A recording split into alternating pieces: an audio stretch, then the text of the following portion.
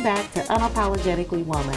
This year we're celebrating phenomenal women all across Kentucky who make no apologies for their perspectives or the impacts that they're making in the community. Today we're celebrating Lorraine Wilbur. Lorraine is a gardener, an advocate for foster youth, and she's the Chafee Program Administrator with the Department of Community-Based Services. Unapologetically Woman, Lorraine Wilbur, that's you. Congratulations. Thank you. Thank you so much. So how do you end up getting it to Kentucky from Ohio? Well, I was recruited by Kentucky State University. They came to my high school. They mentioned having scholarships, and I was blessed to receive a scholarship, a full scholarship, and that is how I ended up in Kentucky. I was so blessed. I would have never honestly been able to afford college. I was raised by a single mother, and so I would not have been able to afford college without that full scholarship. Okay, so affording college and getting there, you've done that. Yes. What does your mom think about? Very proud, very, very proud. She loves to talk about me. She's very proud. I was the first person in my family, in my immediate family, to attend college. And so she always supported me and wanted me to go, but she didn't know how to make that happen. And so she was just so excited that I was able to go. And I've been able to be an example for my nephew and for my other family members to show them that they can go to college, that they can. And now he's an entrepreneur. He's a college graduate. He's a great father. So I've just feel blessed that I've been able to be an example for my family. Well, and I think that that's what it's all about. Each one teach one and bring somebody with you. Absolutely. You know, because you didn't just start and like, boom, here's Lorraine. No. I was blessed to have people in my community. So I had a very supportive community, church community, who supported me, who told me I could do great things, who really helped my skills and my talents blossom. I used to talk a lot, and they never told me to be quiet. They said it's okay. I was very opinionated. That's leadership. Exactly. That's what they said. My mother wanted me to be quiet, but they encouraged me to speak. They encouraged me to be opinionated. They encouraged me to be passionate, and they encouraged me to just explore all of my interests. And so I really, really appreciate that. I would not be here if it wasn't for my community and for my church family. And that's one of the reasons why I'm so passionate about helping young people, because I know the impact that, other people can have on their lives. Where does the passion for youth aging out of foster care come from? Well, my original goal, I always wanted to be a lawyer. Growing up, my goal was to be a lawyer.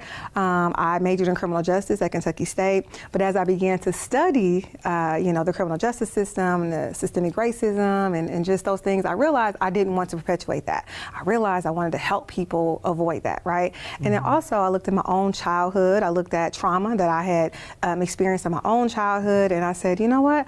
I want to help other people be resilient. I want to help empower young people. You said that is what you're most proud of. Absolutely. The resilience that you had in overcoming trauma. Absolutely. I overcame a lot of trauma in my childhood, and I had to see a lot of things that young people shouldn't have to see. I had PTSD from some of the things that I saw as a child, but I was able to overcome that. I was able to go on and still be successful, and that's what I want to help young people see in foster care.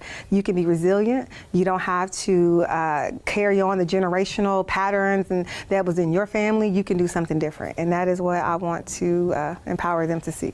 Do you think being in foster care is a form of trauma for young people? Absolutely. It definitely. Being in foster care, being removed from your home, even if your home was, an abusive place or whatever, it's still being removed from your natural parents is trauma. It's traumatic, right? Being removed from your neighborhood, being removed from your school, being removed from your normal surroundings, your siblings. That is very, very traumatic, whether it was abuse or neglect in the home or not. And so we want to empower them to be resilient. We want to empower them to understand that regardless of those situations, you can still, fulfill your potential. I'm very passionate about that. And so there's life after trauma. Absolutely. I'm a living witness. There is life after trauma, and that's what I tell them. I always say a saying with them: you are not responsible for what happened to you. I always say that to them. You are not responsible for what happened to you, but you are responsible for your healing. You're not responsible for you're not responsible for what your mother did or didn't do, your parents didn't do, but this is your life, right? And so you're responsible for moving forward and getting healing and empowering yourself. So that's what I always tell, our young people. And that sounds like it's rooted in faith. Absolutely. Faith in God. Absolutely. And, all of our young people, and that's okay, they may not be a Christian or have faith, but just understand that whether you do or not, mine is based in faith. I would not be here today if it was not for, like I said, my church family, my faith. I believe that God had given me gifts and talents and that he was going to bless me. And he was sure going to. Did and has. He has. He was going to make a way out of no way. He made a way. I didn't know how I was going to go to school, but he brought K-State to me. So I just believe that. And so with our young people, I try to tell them, believe that better days are coming. Whether you believe that in Jesus or not, just believe. You have to be optimistic. You have to believe that better days are coming and not think, oh, it's never going to get better. It's always going to be like that. No, I cut them off when they start speaking negative. I'm all about solutions. Yeah, I'm like, what up? No. You're solution. I'm very much solution driven. and that's one reason why I, decided I couldn't be a therapist, because therapy is very important. I've done therapy and I encourage our young people to do therapy, but I can't be a therapist because I'm very much like, okay, tell me quickly, what's the problem? Let's fix it. What can we do? I can't sit and listen, someone should do that for sure, help you work through. But that's not you. But that's not my gift, right? My gift is, okay, what are the next steps? What do we need to do? So more of a life coach type skill set than a therapist. Yeah, I think I can see that. yes, I'm all about what's next. The last 4 years, well, I call them COVID years. Oh, man. You have really been called to step up. Absolutely, yeah. Statewide. It has really been a blessing. No, I know that sounds crazy to talk about that season as a blessing, but during that time, everyone was affected, but foster youth in particular were very much affected. They already are have limited resources and are struggling. And so the pandemic really affected them because they didn't have employment, right? Housing and things like that. And so each state received federal funds to provide pandemic relief specifically to foster youth. And so Kentucky received around $8.4 million of pandemic relief.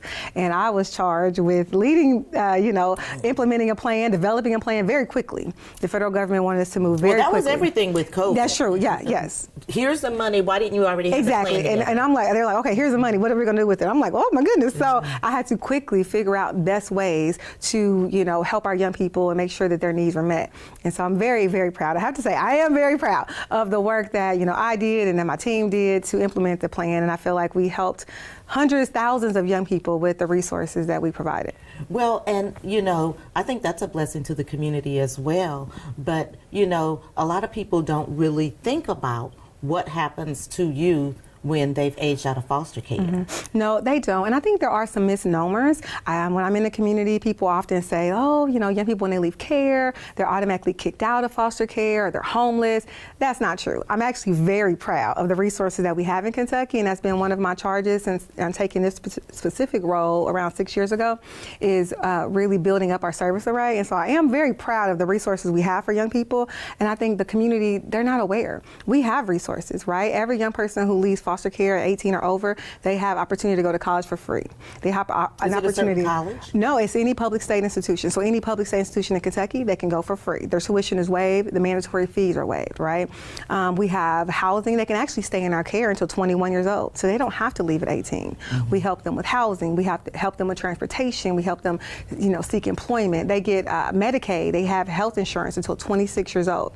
And so there are resources. And so my goal was to build up many of those things and bring many of those things. And I'm proud that we have one of the best service arrays in the country, and nationally for foster youth. I will say that. So I'm proud. I'm proud. Say it one more time. I am. I'm really proud of the service array that we have, because when I took this position, we had limited resources, and I would say we needed to modernize, right? We need to come on into the 21st century, right? And what does that mean when you say modernize? We needed to embrace technology, right? So when I came into this position, we were offering resources to young people, but for example, we were doing it in paper checks.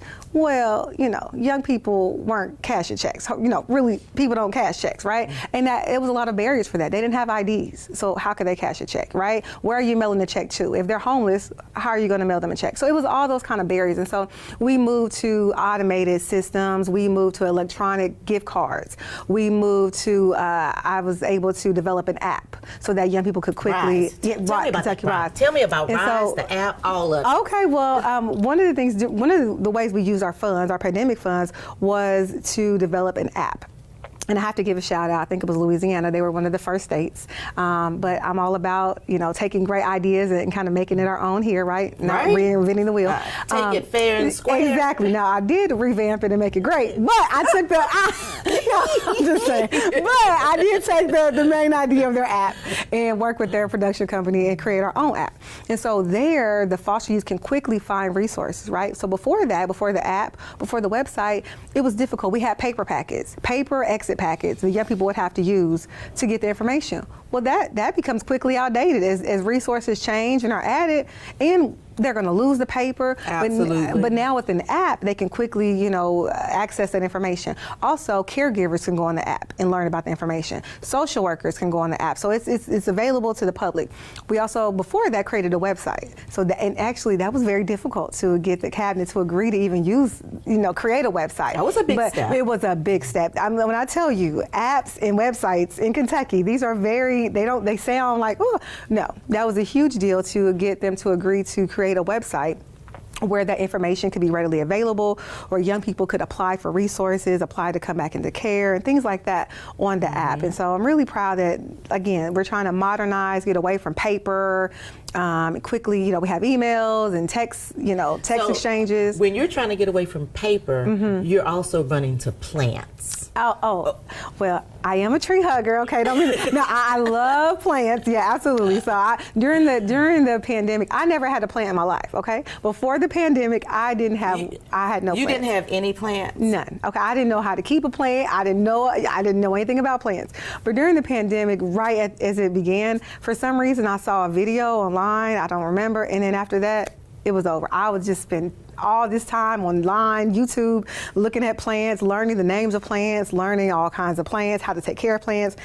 Excuse me. And during the pandemic, one of the things that was open was Home Depot and garden stores. They were open. They were considered essential. I was like, oh, great. So I was able to go shopping, and I have a house full of plants, and I love to talk about them. How many do you think you have? Right now, I've downsized a little bit now because since the pandemic is dwindling down, I'm busy now, so I probably still have about 50, 55 plants, which...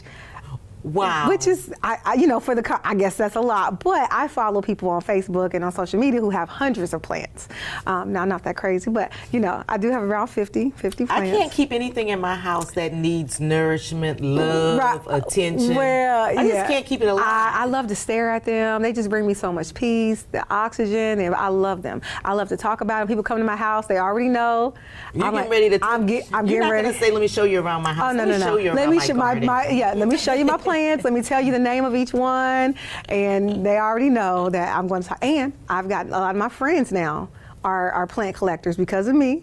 And I've bought them plants, and now they've continued on to collect them. So I'm passing it on. Okay, I'm getting other people to love plants. So. Well, I just poured some water in an ivy that I have on the mantelpiece at home, and the leaves were crunchy.